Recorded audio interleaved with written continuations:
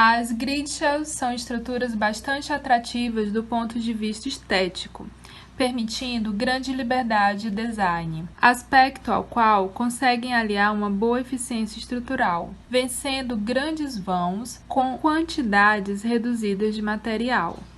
Este tipo de solução estrutural consiste na combinação de cascas com grelhas.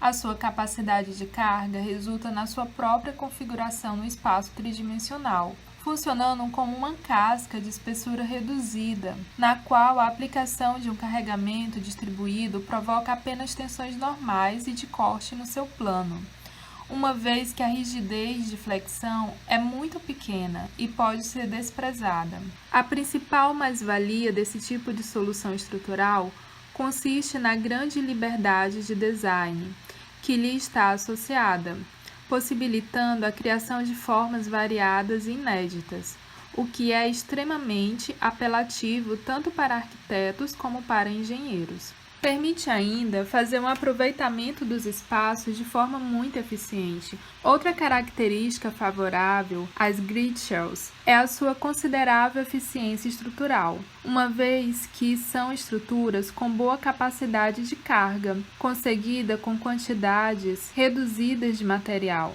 Já quanto às desvantagens, a complexidade do projeto é grande. Além disso, não se adequam a todo tipo de construção. Pode-se pensar que o aparecimento das grid shells é recente, uma vez que não é um tipo de solução estrutural amplamente conhecido. Apesar disso, a sua origem data da última década do século XIX. A madeira, como material de construção, possui várias valências que são transversais às suas várias tipologias de estrutura, onde esta pode ser aplicada. Ambientalmente, as propriedades da madeira são um fator preponderante para a sua inclusão na construção. A madeira, devido ao seu baixo módulo de elasticidade em comparação com outros materiais, perfila-se assim como o material mais adequado. Devido à elevada importância do processo construtivo das grid shells, que condiciona diversos aspectos desde o seu comportamento estrutural às técnicas de projeto, é importante fazer a sua descrição detalhada. É talvez a etapa que melhor caracteriza esse tipo de estrutura, já que a sua execução difere significativamente dos métodos construtivos tradicionais. De uma forma geral, este processo consiste em modelar a forma final da estrutura a partir de uma superfície plana formada por uma grelha de elementos lineares contínuos. Quando é atingida a forma desejada, prevista no projeto, são fixadas as ripas na sua extremidade, o que irá fazer com que a estrutura se mantenha na posição final, devido apenas à sua configuração espacial. Construção descendente. Este procedimento foi utilizado nas mais recentes grid shells construídas e funciona de maneira inversa em relação ao método da construção ascendente. Em vez de elevar a estrutura, atuando contra a força da gravidade, como no caso da construção ascendente, tira-se partido desta força. Normalmente, o peso próprio não é suficiente para se atingir a forma desejada, pelo que é necessário completar esse processo através da aplicação de forças externas nos elementos até a fixação dos apoios. Reforço diagonal. É a última fase da construção, essencial para garantir a rigidez necessária à estrutura, para que ela esteja em segurança e não fique suscetível a sofrer grandes deformações. As ligações são, sem dúvida, um dos aspectos de maior importância nas grid shells. O papel que desempenham na estrutura vai além da transmissão de esforços entre os elementos ou da compatibilização das suas deformações quando a estrutura está em serviço. Só através das ligações entre os elementos estruturais se torna possível o processo de construção de uma estrutura desse tipo. Ligações de continuidade dos elementos de madeira. Uma vez que as ripas de madeira têm comprimentos finitos, torna-se necessário ligá-las entre si nas suas extremidades, para criar ripas com o comprimento necessário. Essa ligação pode ser feita essencialmente através de dois tipos de ligação: scarf joints ou finger joints. Ligações nas interseções dos elementos de madeira. As ligações nas interseções dos elementos de madeira necessitam de ser concebidos de modo a ter em conta as rotações e deslocamentos relativos entre as ripas no processo de construção, já que estas ligações são feitas ainda com a grelha e de elementos exposta numa superfície plana. Uso de parafuso ou varão roscado. É colocado um ligador a atravessar transversalmente as ripas de madeira sobrepostas.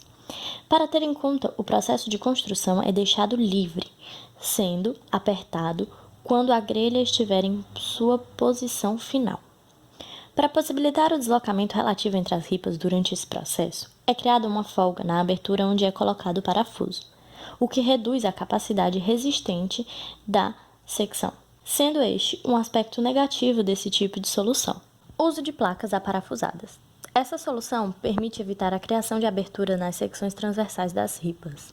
Consiste na colocação de placas quadrangulares no topo e na base da ligação, e também entre as duas camadas no caso de uma camada dupla, aparafusando-as nos 4 cantos. Uso de fita metálica reforçada. Esse tipo de ligação foi utilizada na grid shell do pavilhão do Japão. Pretende imitar as construções tradicionais em bambu. Foi uma solução pensada para este caso específico. Reforço diagonal de madeira. O reforço diagonal da estrutura, providenciado através de colocação de travessas diagonais rígidas, representa a solução mais comum no meio das soluções disponíveis. As travessas são colocadas por cima das camadas de ripas da estrutura, de modo a fazer a triangulação das aberturas. A fixação é feita através de parafusos e pode ser feita com os próprios parafusos da ligação, no caso da utilização de placas aparafusadas. Condições de fronteira. Um dos aspectos cruciais no funcionamento estrutural das grid shells são as suas condições de fronteira, em particular as zonas de apoio da estrutura.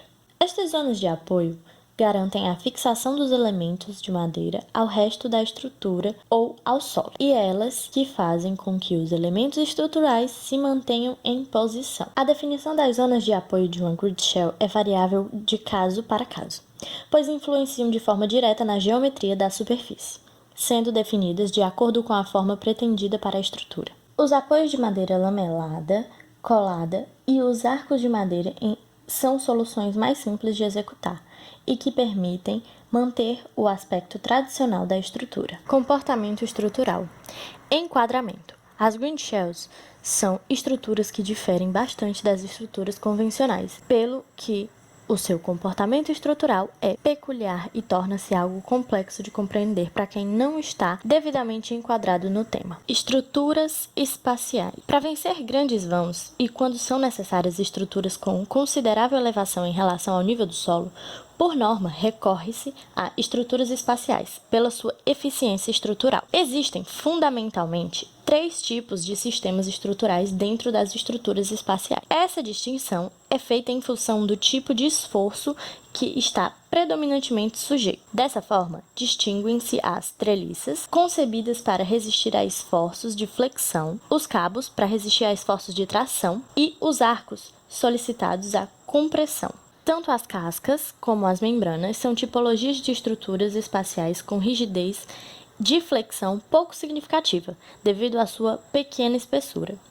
As grid shells podem associar-se às cascas, uma vez que os seus elementos são predominantemente sujeitos à compressão. As grid shells em madeira têm a particularidade de ter as suas aberturas entre os elementos na forma de um quadrilátero, pois são formados por elementos contínuos que se intersectam entre si, em planos diferentes, e não por elementos menores que vão sendo ligados entre si de modo a formar um esqueleto no mesmo plano.